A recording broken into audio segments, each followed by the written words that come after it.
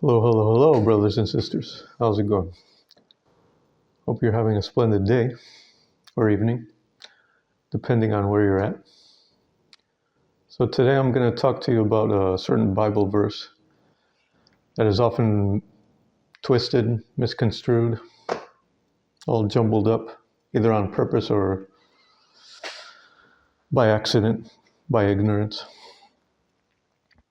This Bible verse is the one in Matthew 24:34, where Jesus says to his disciples, "Truly I say to you, this generation shall not pass until all these things take place." And in this entire chapter, Jesus is talking about his return, his second coming.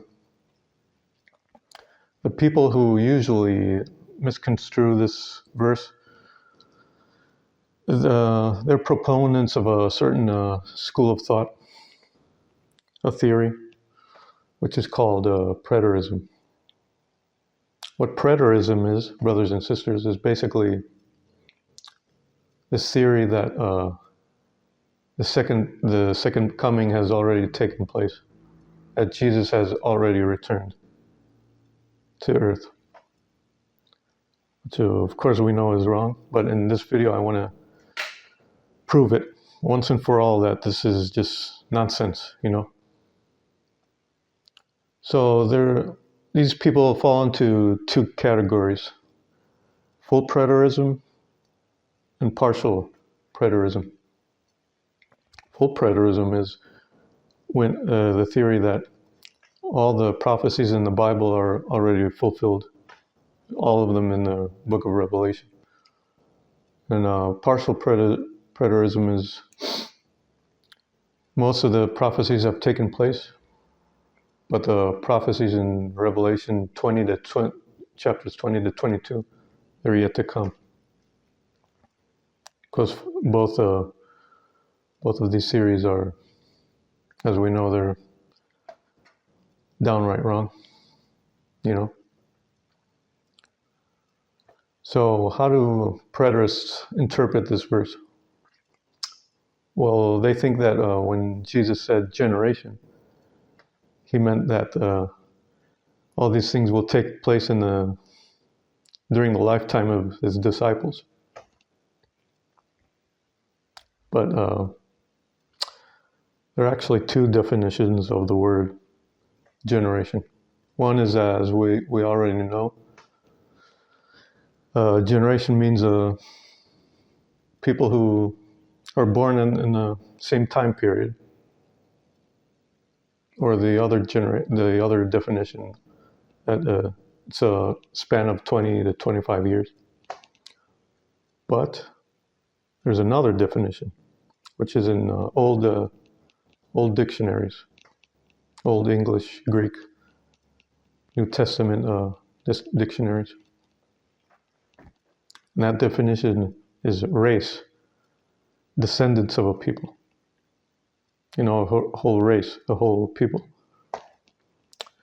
So how do we know what Jesus meant when he said generation? Which definition did he have in mind when he said this word? Well, to make conclusions about that, we have to first notice that in the entire chapter 24 of Matthew, there's a lot of references to Isaiah. I'm going to list them here, right next to me. And the correlating verse of Matthew 24:34 in Isaiah is Isaiah 66, chapter 66, verse 22, which is also here. How do we know that two verses correlate with each other? They correlate when they have the same thoughts, the same words, and the same phrases. So we can conclude by Isaiah 66:22 that when Jesus said generation, he meant a seed, a race. He didn't mean this current generation.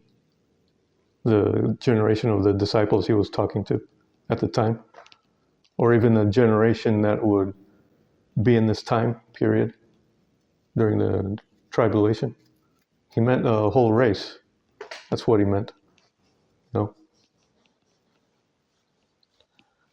And also, preterists, to support their theory, they like to, when the Jewish temple was destroyed in the Jewish-Roman War of 70 AD, they like to use this as evidence that Christ already returned. They like to,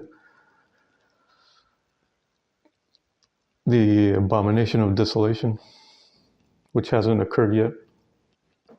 They like to conflate that with the desolation of the Jewish temple at that time period during that war. But these two are two separate events. They like to take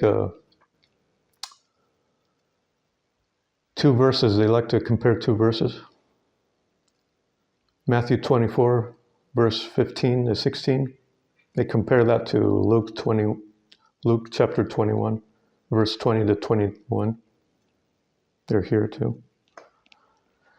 And just because the results are the same, that the people in Judea, they flee to the mountains, they think that it's the same event, but they're two separate events.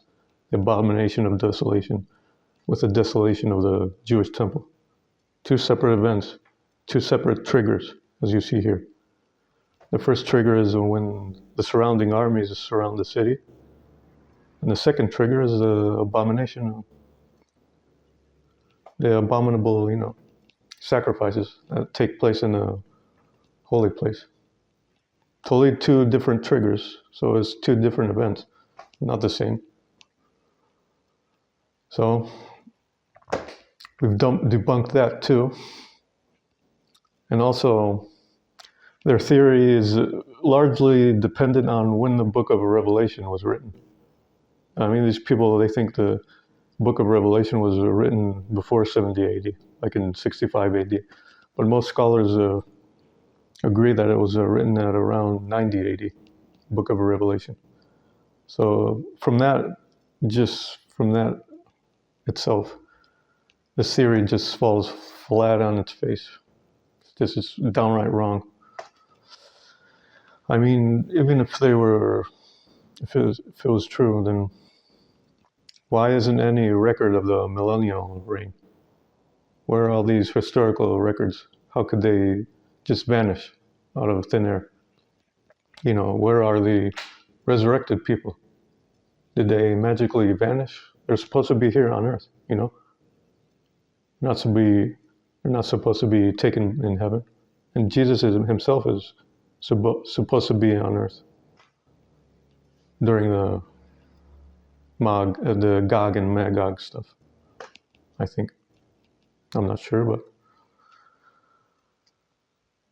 So yeah, this theory is just full of holes, Full of holes. I mean, these people, the theory itself is even worse than New Age spirituality, I mean, how can these people call themselves Christians when they believe in this stuff that Jesus already returned?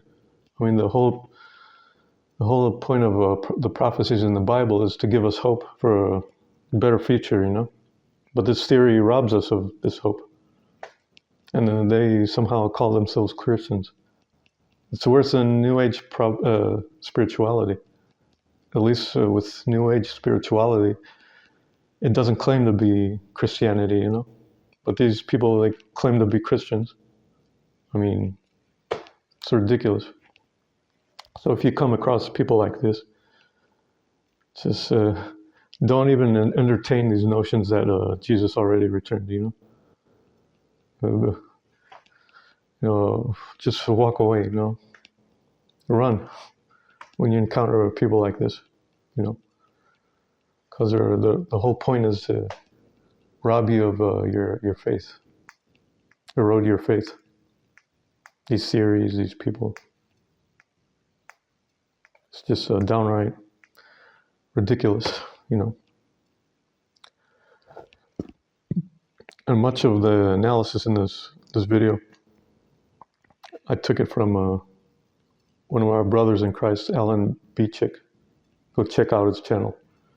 I'll put a link to the video he made in the description below. He made a video with ingenious analysis about debunking all this stuff. I'm going to link it in the description. So go check that out. Go check out his channel. So yeah, that's pretty much it for me. What I have for you today, brothers and sisters. This video resonated with you a little bit.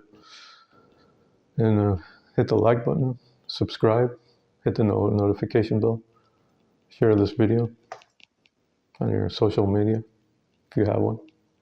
If you have any prayer requests, then send them my way. I'm more than happy to help you out with a problem you might be having. I mean, us children of God, we're all going through something.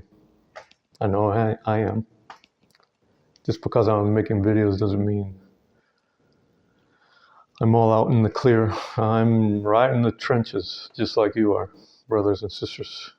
So we should just give each other strength, courage, encouragement to keep moving forward until the finish line, which is either the rapture or something else. Most likely the rapture, you know. This event gives us immense hope to keep marching forward, despite the heckling of the enemy and his minions, brothers and sisters. So yeah, that's pretty much it. And I'll see you, brothers and sisters, in the next video. Bye-bye.